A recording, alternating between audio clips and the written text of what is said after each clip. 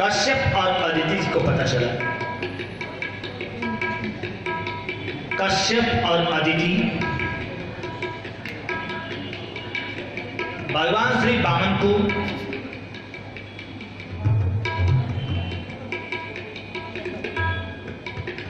लंगोटी पहनाने के लिए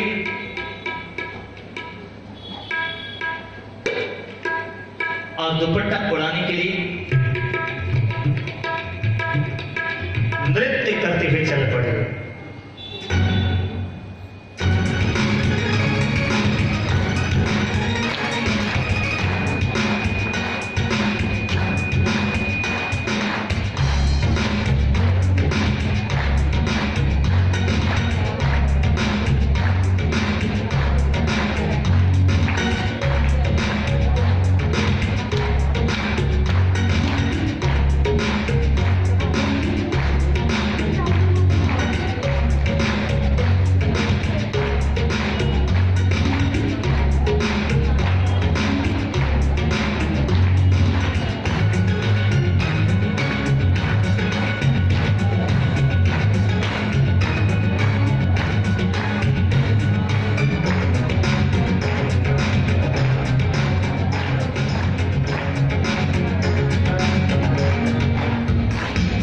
असल में अभी अभी बच्चा हुआ है तो थोड़ा सा कश्यप अदिति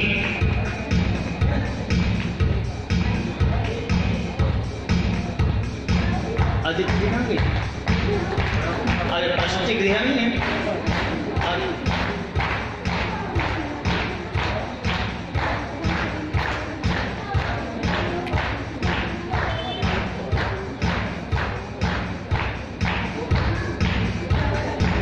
कश्यप ऋषि ने भगवान वामन को दुपट्टा उड़ा दिया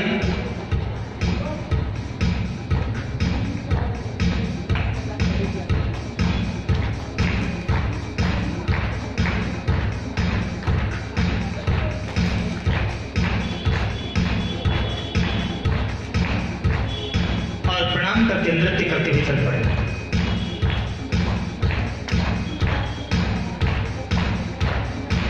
उत्तर में अदिति जी प्रसूति गृह से निकल करके आ रही हैं।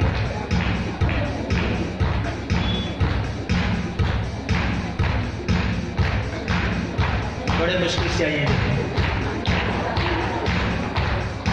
बहुत पीड़ा में है। इनके चाल ढाल से देख लो, बहुत तकलीफ में है।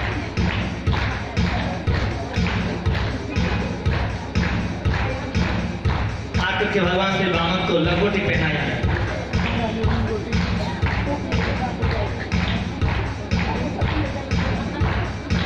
और प्रणाम किया।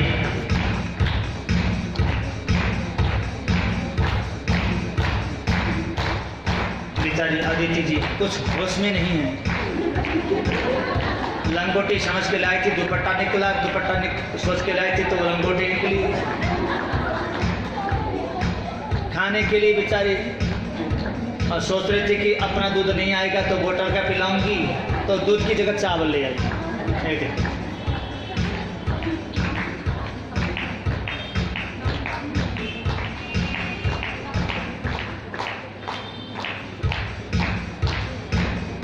आवाज बढ़ाओ ना, ये थोड़ा आवाज नहीं आ रहा। तो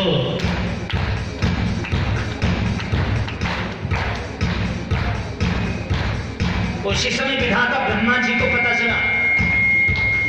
विधाता ब्रह्मा जी भगवान के वामन को छत्र और कमंडलू समर्पित करने के लिए नृत्य करते हुए चले।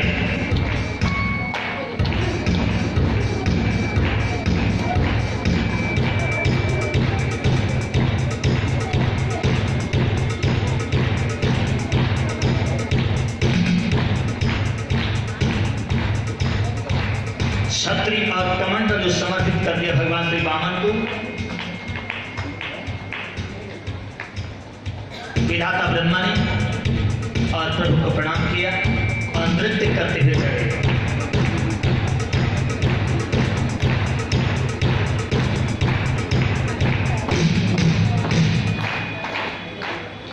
उसी समय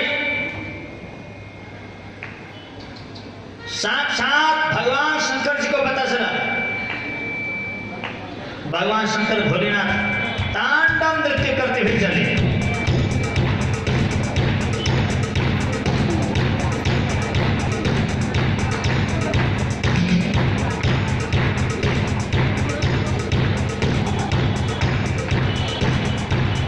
लगता भी संस्थान में बैठे हैं।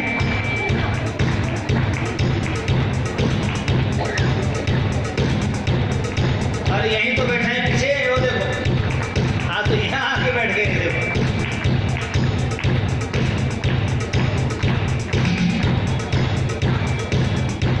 बम बम बोले।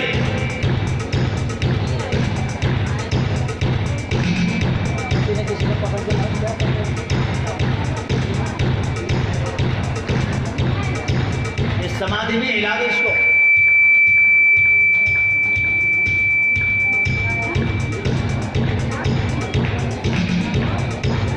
पीछे वाला ये देखो, अभी सब सामने समाधि में भोलेनाथ। आप तो पैंट पहन के आया हुआ है।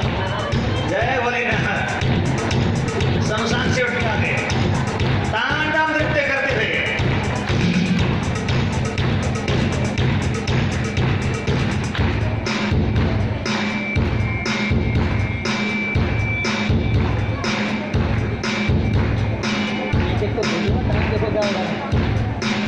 उधर जाओ, किसके बारे में तुमको भेजो, जो बोलता उसको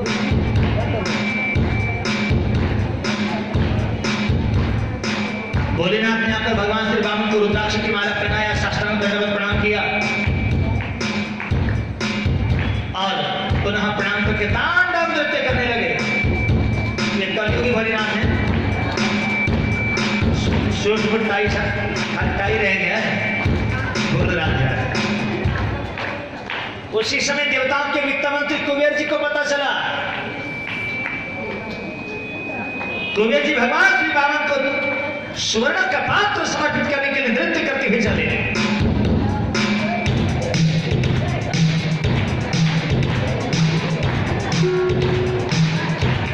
वनस्पति चंद्रमा जी को भी पता चला, चंद्रमा जी नृत्य करते हुए चले।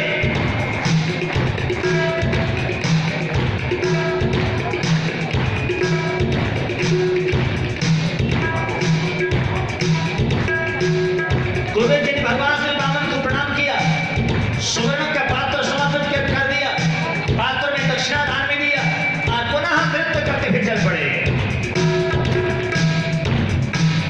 और वनस्पति चंद्रमा के हाथ में दंड, आसन और खड़ा समर्पित करने के लिए नृत्य करते हुए चले।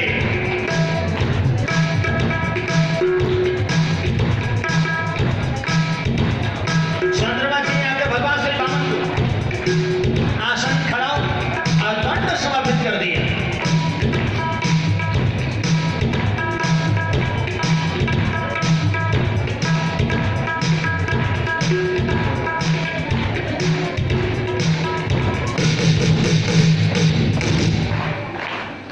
उसी समय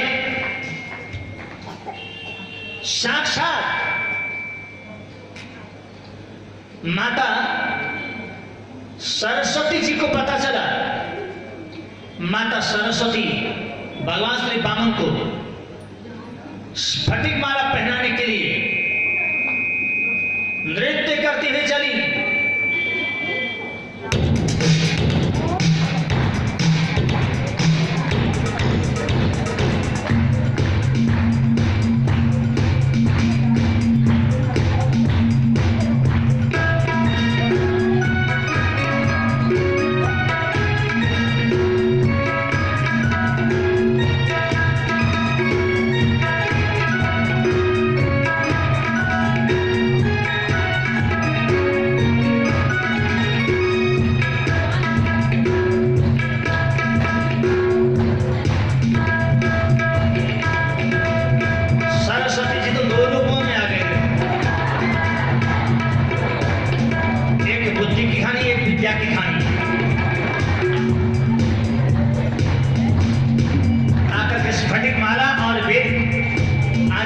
विद्या की जो शक्ति है वो प्रदान करके भगवान वामन को नृत्य करते हुए चले।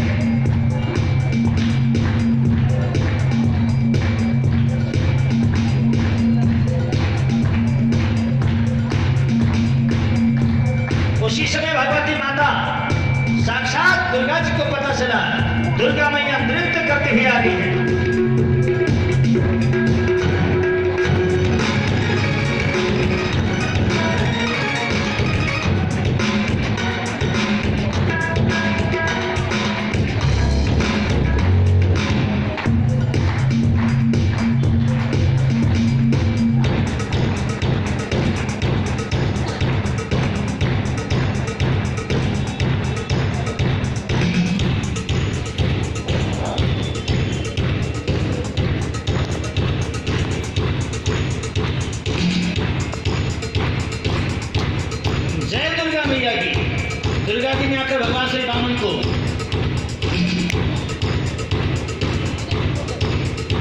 चावल की भिक्षा समर्पित कर दिया।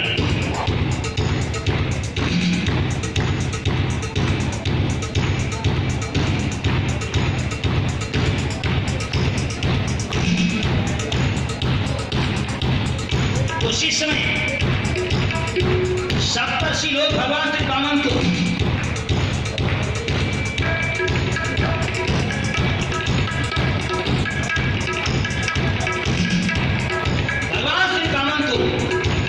उषा और दुर्गा समर्पित करने के लिए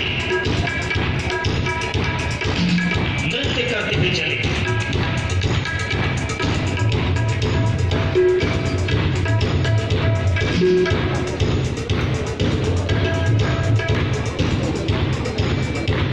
सप्तर्षियों ने आकर के नृत्य करते हुए आए और आकर के भगवान श्री वामन को उषा और दुर्गा समर्पित कर दिया। सिर में हाथ रखकर आशीर्वाद दिया।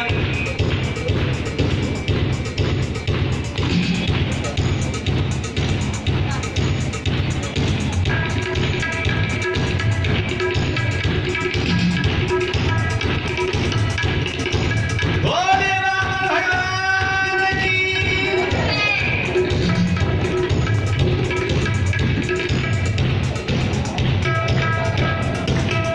उसी समय साक्षात देवगुरु बृहस्पति जी आए।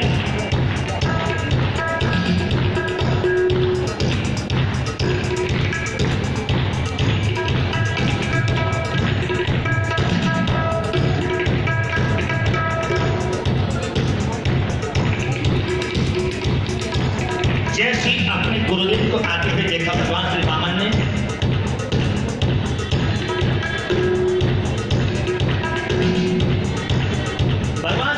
दौड़ करके गए और गुरुदेव के चरणों में साष्टांग दंड प्रणाम किया।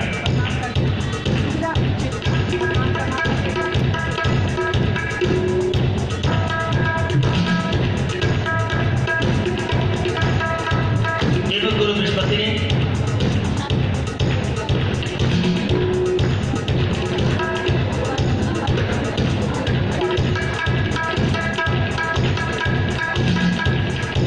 श्री वामन को यज्ञ पवित्र संस्कार कराया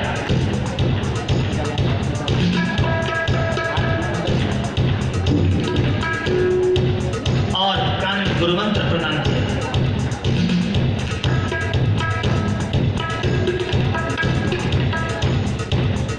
और बोले बेटा, आज से हम तेरे गुरु, तू हमारा शिष्य। तो फिर गुरु की आज्ञा का पालन करेगा? बोले जी। तो फिर जा सभी सभा के लोगों से भिक्षा मांग कर लिया। जो आज्ञा गुरुदेव कहकर भगवान श्री वामन भिक्षा मांगने के लिए चल पड़े।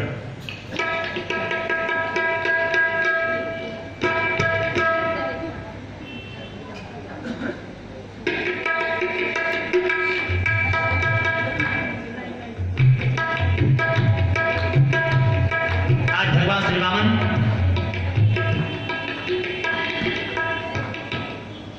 भिक्षा मांगने के लिए चले थे। सभा के लोग भगवान का दर्शन भी कर रहे हैं,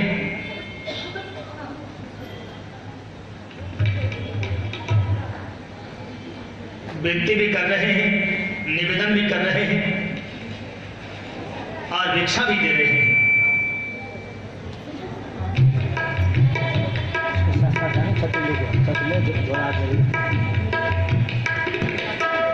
प्रत्येक किसी को नहीं सुन।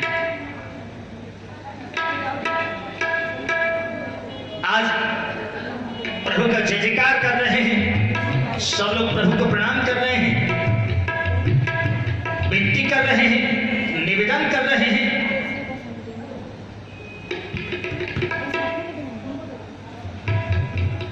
आज बड़ा ही आनंद है।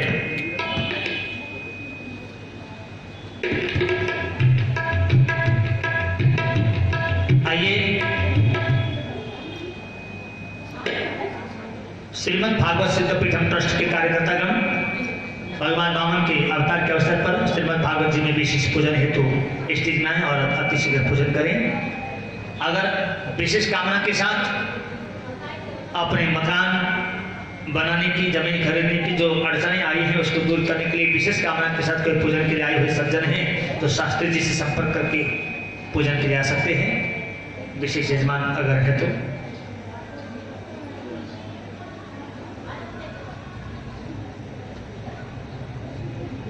सभी सभा के लोग भगवान श्री वामन को भिक्षा भी दे रहे हैं, प्रणाम भी कर रहे हैं, निवेदन भी कर रहे हैं, विनती भी कर रहे हैं। प्रभु सारी दुनिया को आपने तारा है, अब हमारी बारी है, अब हमें तो तारो।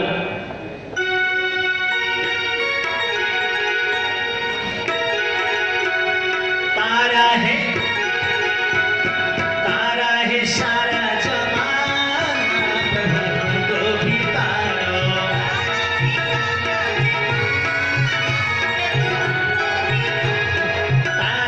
सारा जमाना, प्रभु हमको भी तारो।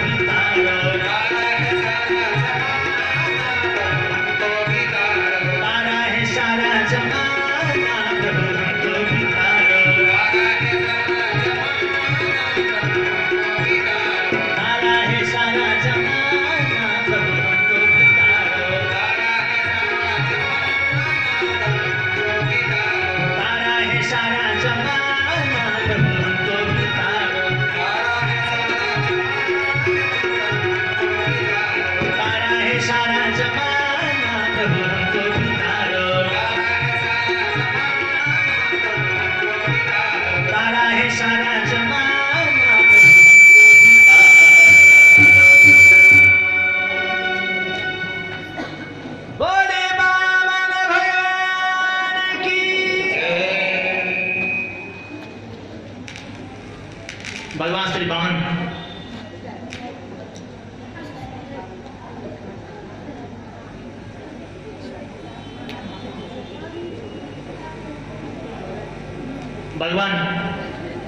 वामन भिक्षा मांगकर लेकर के आए।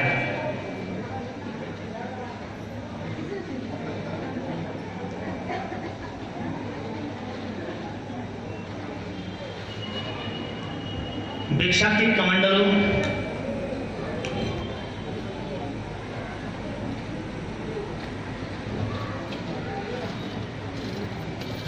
गुरु को सौंप दी। गुरुदेव, ये भिक्षा लाया हूं,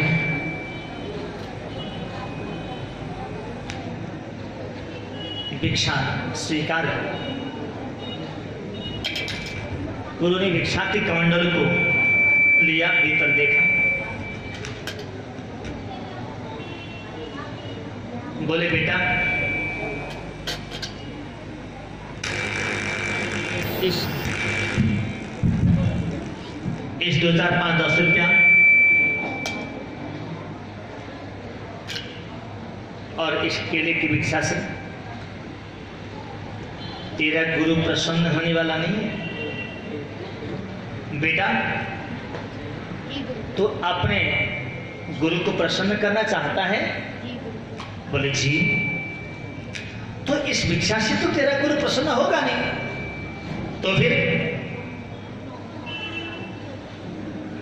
वो सामने सरस्वती नदी के पावन तट पर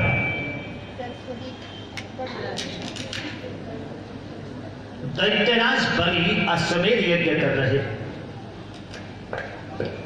उनके पास जा, उनसे त्रिलोकी की भिक्षा मांग कर लिया।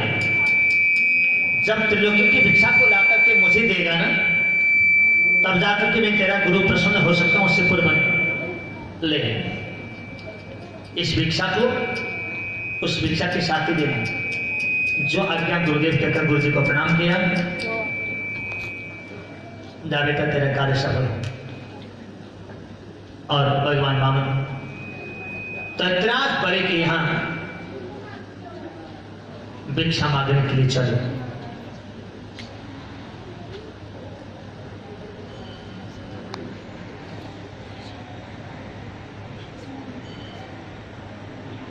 आज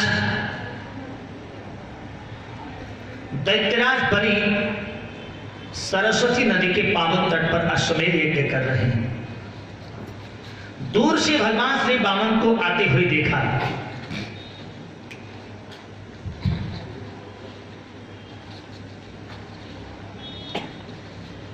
भगवान श्री वामन का बड़ा देदीप्यमान त्रिविग्रह तेजस्वी चेहरा, उसको देखकर बलि ने अपने गुरु शुक्राचार्य से कहा, गुरुदेव, आज मुझे ऐसा लगता है मेरे यज्ञ के दर्शन के लिए साक्षात भगवान सूर्य नारायण आ रहे हैं।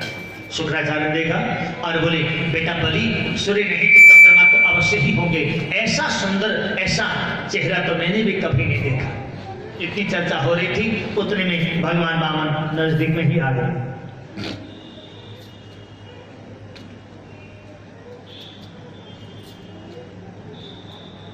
आज बलि ने स्वागत किया। आइए आइए आइए, स्वागतम स्वागतम।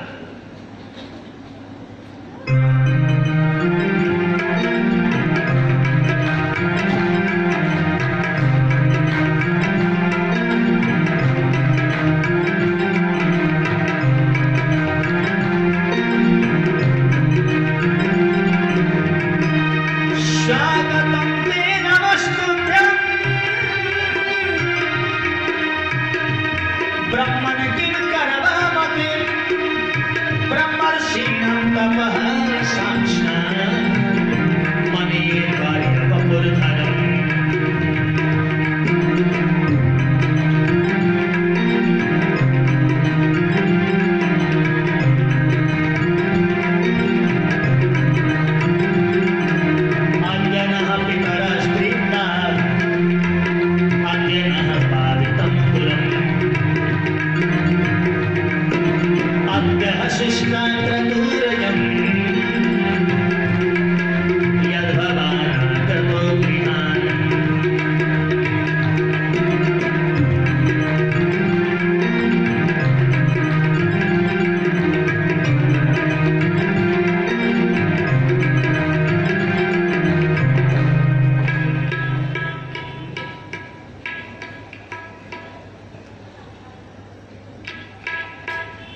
आइए आइए, स्वागत हो।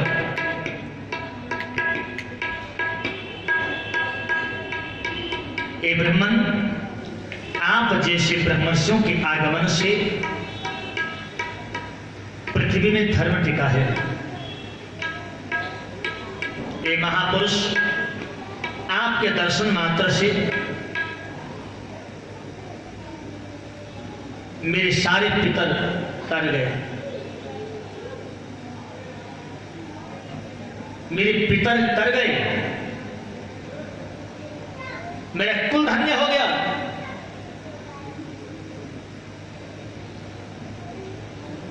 मेरा यज्ञ सफल हो गया, मेरा घर पवित्र हो गया, मेरा जीवन सफल हो गया, मेरा राज्य सफल हो गया, मेरी प्रजा धन्य धन्य हो गई। ये महापुरुष, क्या सेवा करूं आपकी? आपका तो नाम ही पवित्र है, फिर आपके चरण स्पर्श का सौभाग्य मिले, आपके चरणों को धोकर चरणामृत पीने का सौभाग्य प्राप्त हो, सोने में सुहागा।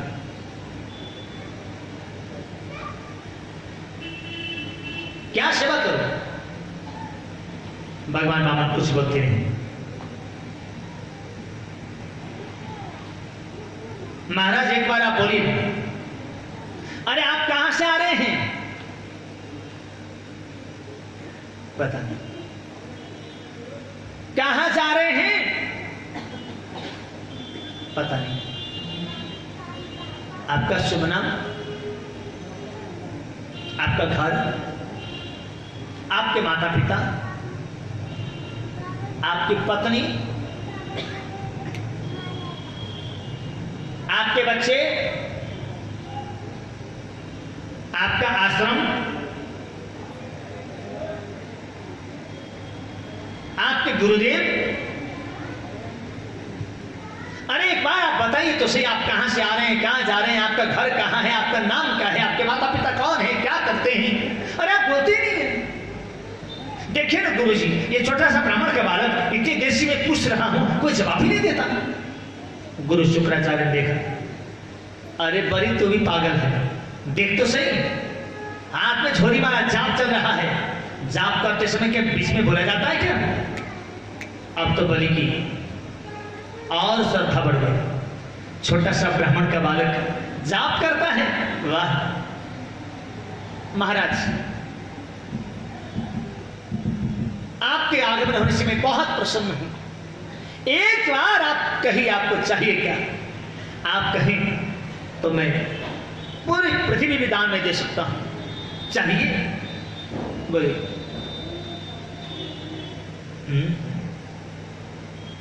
भगवान वामन मन ही मन बोले, अगर त्रिलोकी बोलता तो मैं हाँ बोलता भी। महाराज आप संकोच मत कीजिएगा, अगर आप कहें तो मैं आपके लिए सोने का बना हुआ भवन दान में दे सकता हूं। चाहिए? सुनिए, आपकी शादी नहीं हुई है तो मैं आपकी शादी भी करवा सकता हूं।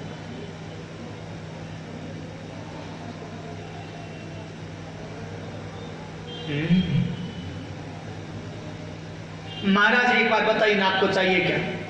आपको कहने की देरी ही, मुझे पूरा करने में कोई देरी नहीं होगी। एक बार आप बोलिए, आपको चाहिए क्या?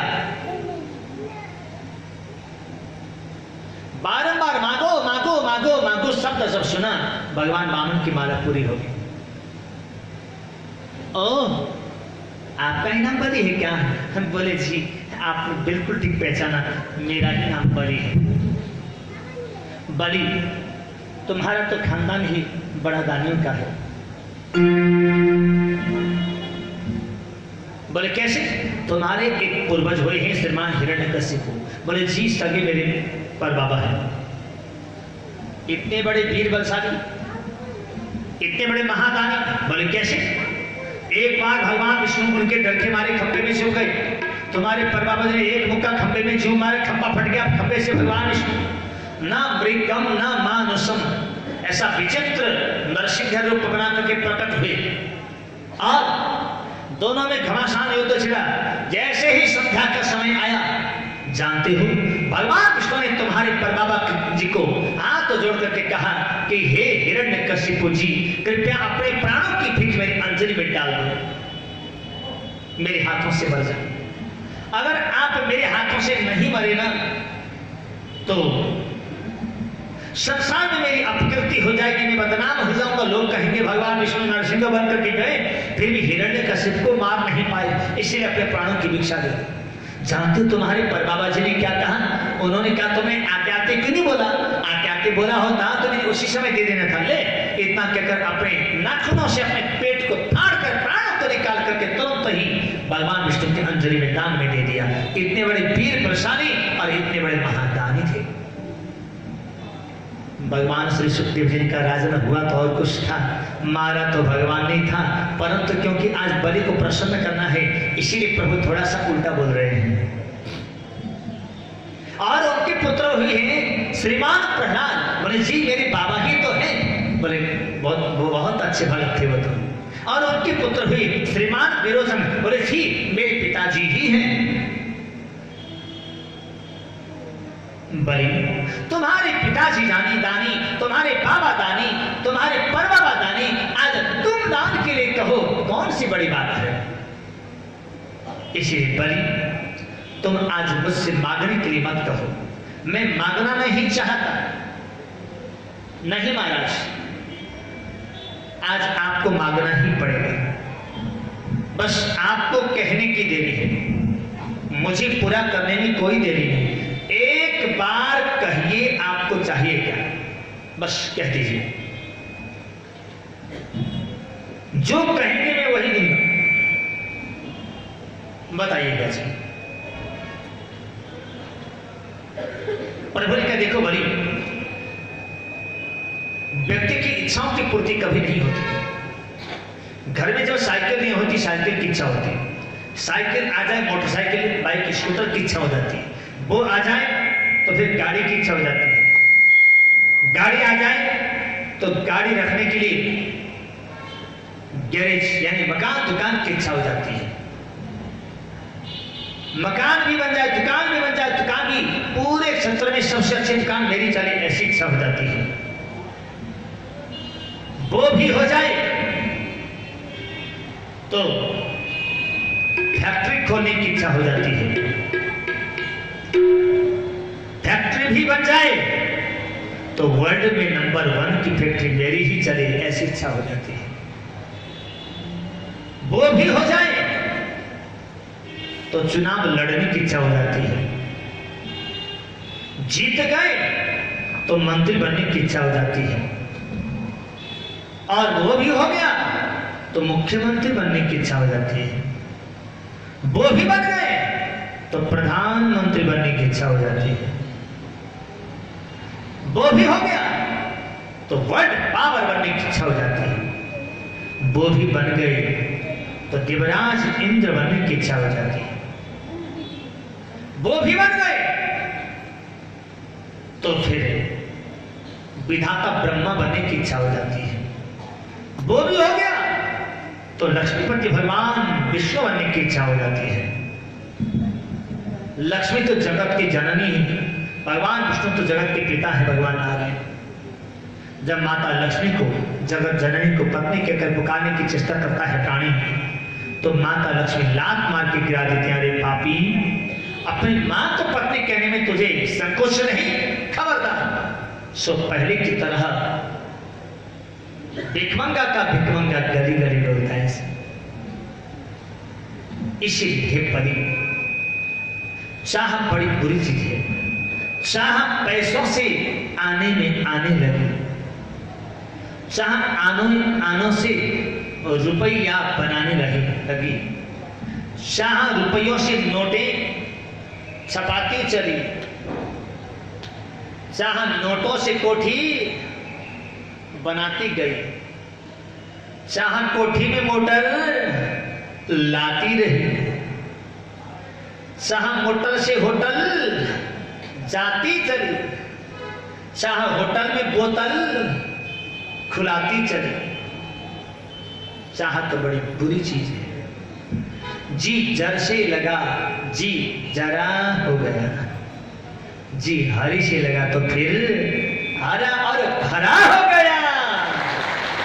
चाह जुग जुग से ज्ञान की चेली रही और विषयों के लिए ना कभी अलबेली रही।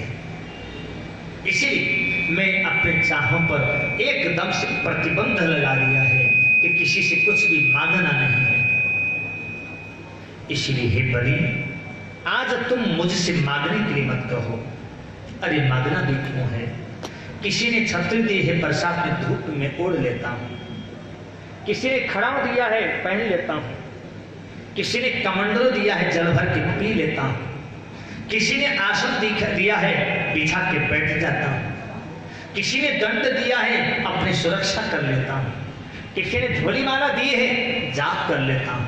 अरे भाई, गुजर करें तो चाहिए क्या, मुझ करें तो है ही क्या इस दुनिया में है?